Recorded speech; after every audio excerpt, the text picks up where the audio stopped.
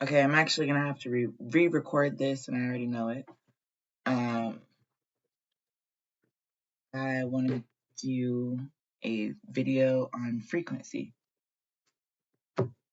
and the vibration of a current as it moves through different elemental parts and pieces of the universe. Okay? Because I think some people believe that the alchemical transmutation of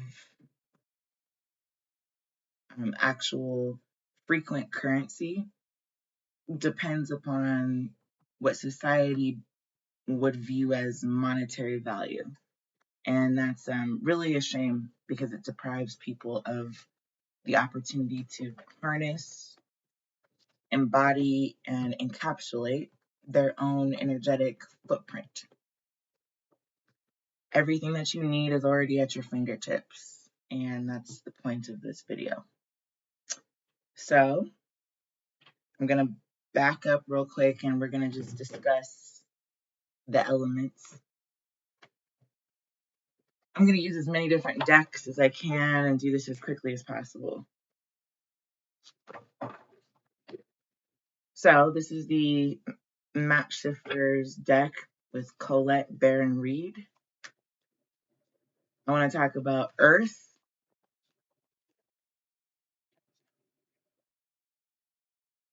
number 31 in the reverse. Air, please. Flying. Fire.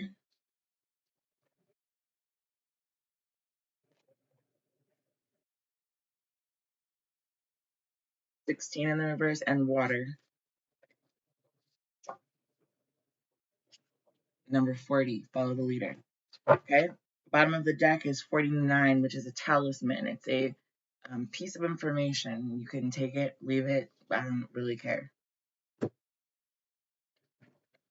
We're actually going to swap the position of those two. I'm going to back this up a little bit so that you can see as much of the table as possible. So I'm going to read you some facts. First of all, I want to talk about color and the way that we spark the interest in color, in living color throughout the world. Most countries use stoplights, for example. The green, the yellow, and the red as a stoplight. It directs traffic, it controls traffic, it suggests the movement of traffic in a specific way. There are countries who actually do use different colors for that.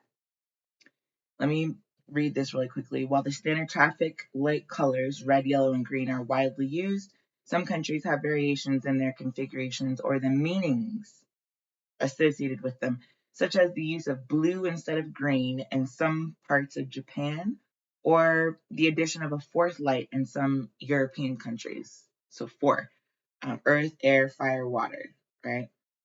I want to talk about at the airport.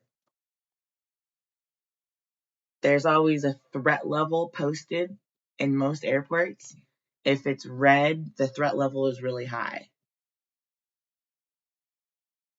And as the colors descend throughout the rainbow spectrum, the threat level decreases. So technically, if we were going to be real logical about the reasonable kind of logic behind that, we would want most threat levels to be purple, because that's the last color in the red, orange, yellow, blue, indigo, purple, brown, black, gray, whatever scale you're talking about, right? I want you to see here that this is number 31 in reverse. We've got flying, number 20. We've got number 16 in the reverse, rescue, and then we've got follow the leader. So if I was to take half of this, every other card, they would create the next.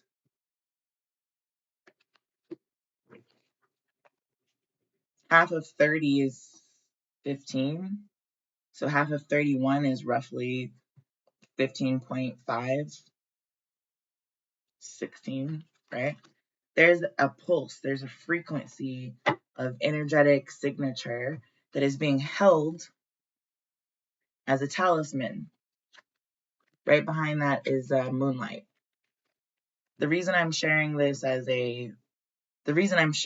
all is because that sacrifice has already been made. Am I okay with it? No.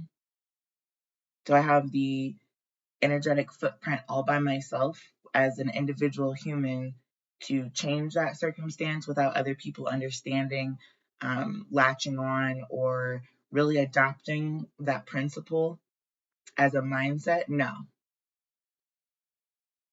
I can adopt it for myself and hope that the ripple effect, similar to The Shack, if you've ever read that book, The Shack, if I throw a stone into the water as a mother who really doesn't want to see her child go be sacrificed for no good reason, the only effect that I can have is my happiness.